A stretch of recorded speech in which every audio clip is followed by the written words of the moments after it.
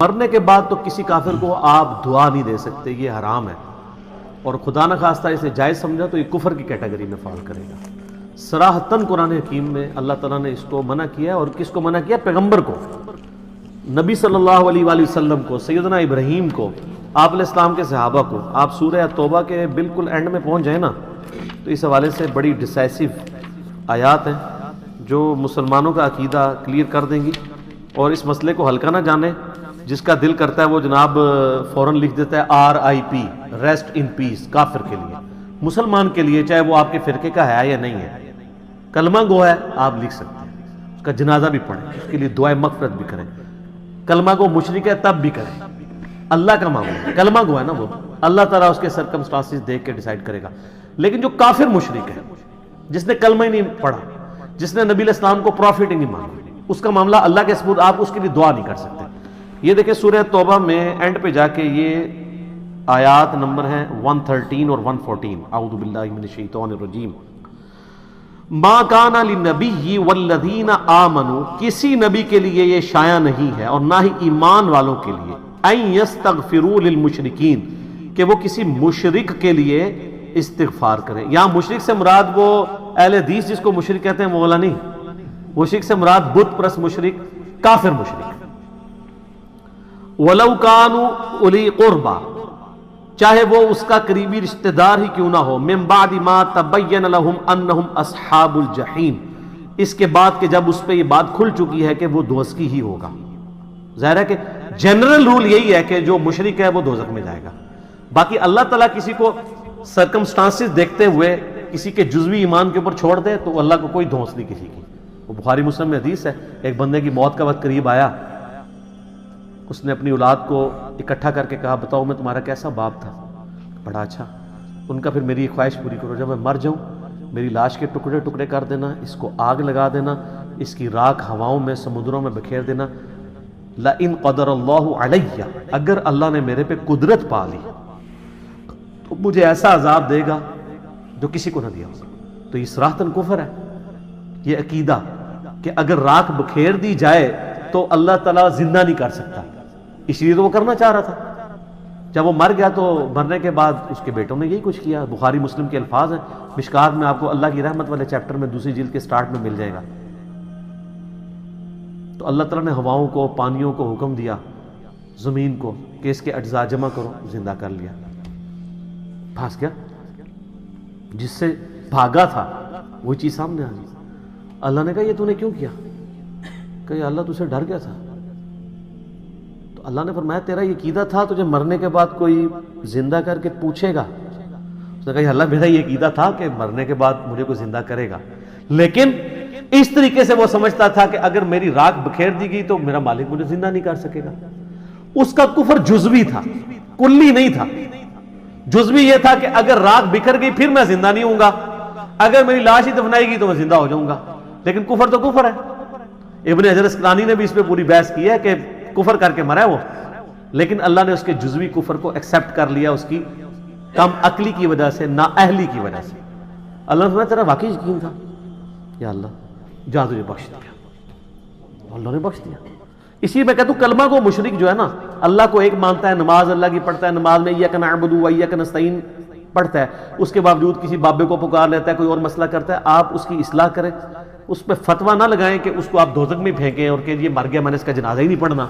ویسے تو وہ بھی آپ کے ساتھ یہی کرتے ہیں، مر گیا مردود، نہ فاتحہ نہ درود، وہ بھی یہی کچھ کر رہے ہیں۔ مطلب بریلوی کے اہل حدیث کا جنازہ پڑھیں گے تو اہل حدیث اگر بریلوی کو نہیں پڑھے تو کوئی پریشانی بات نہیں ہے۔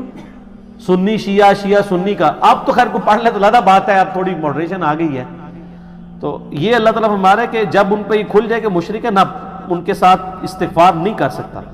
وما کان استغفار ابراہیم لابیہ، اور جو ابراہیم نے اپنے باپ کے لیے استغفار کیا تھا، الا عن موعدۃ وعدها ایاہ، تو وہ اس وعدے کے سبب تھا جو اس نے اپنے باپ سے کیا تھا۔ وہ جو سورہ مریم میں آتا ہے، جب باپ نے کہا نکل جا تو ان کا میں تیرے لیے استغفار کروں گا، تو حضرت ابراہیم اپنے باپ کے مرنے کے بعد بھی اس کے لیے دعائیں مغفرت کرتے رہے۔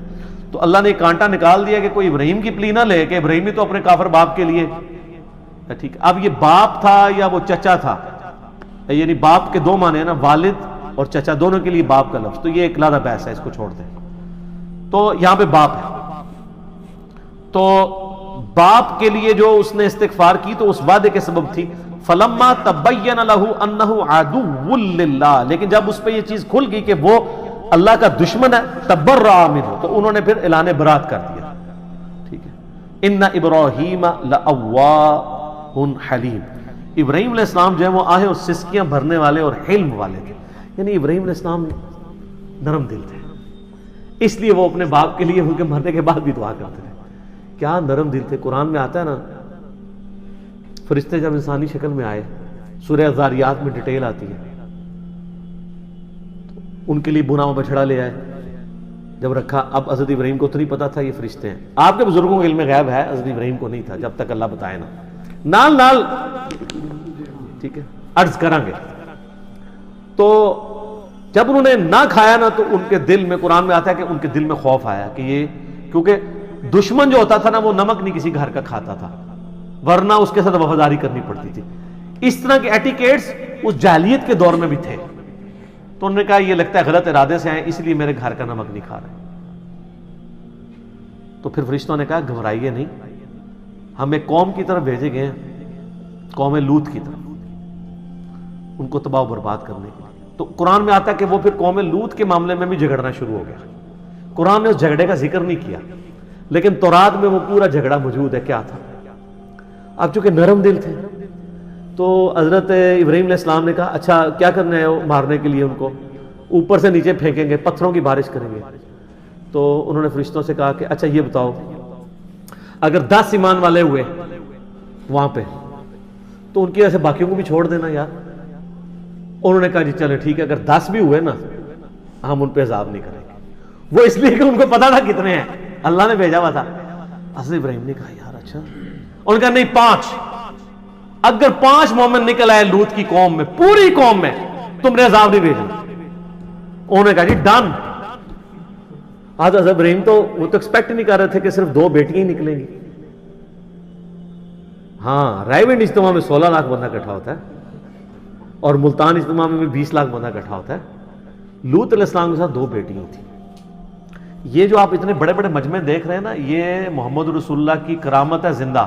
یہ امت کا خمیر توحید سے اٹھا ہوا ہے جو اس بڑے لیول کے اوپر، یہ پرانی امتوں میں اس امت کی مثال اس لیے دی جاتی تھی کہ یہ امت توحید ہے، کہ بڑے پیمانے پہ لوگ حق قبول کریں گے. اگر آپ اس کو کمپیئر کریں تو پوری انسانی ہسٹری میں اتنے لوگوں نے توحید نہیں قبول کی ہے جو ایک ایک ایرا میں، ایک ایک سینچری میں مسلمان جتنے رہے ہیں. یہ نبی علیہ السلام کو اللہ نے ایک اعزاز دیا.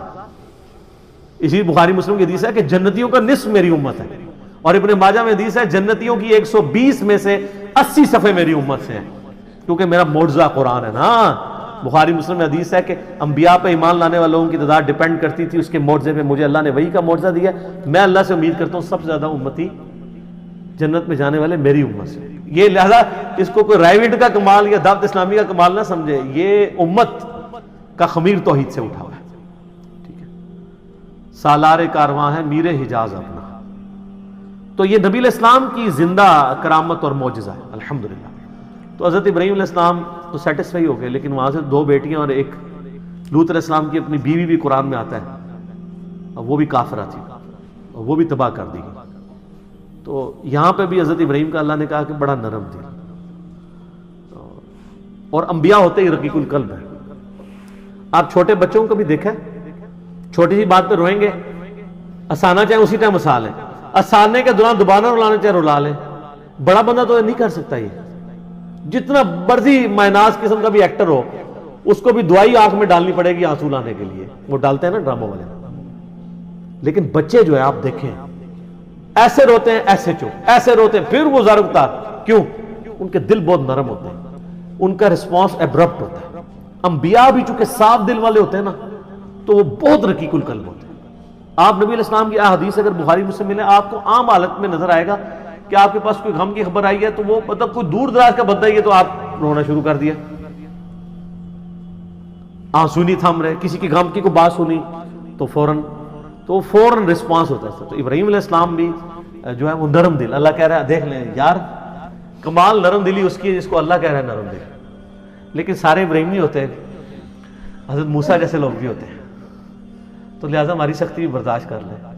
ٹھیک ہو، حضرت موسیٰ کا تو پتہ ہے نا آپ کو، تھپڑ مار دیا تھا انہوں نے ملک الموت کو، بخاری مسلم میں آتا ہے، آنکھ کاٹ دیتی تھی، لیکن میں نہیں مارتا ہوں، میں ان سے کام ہی غصہ رکھتا ہوں۔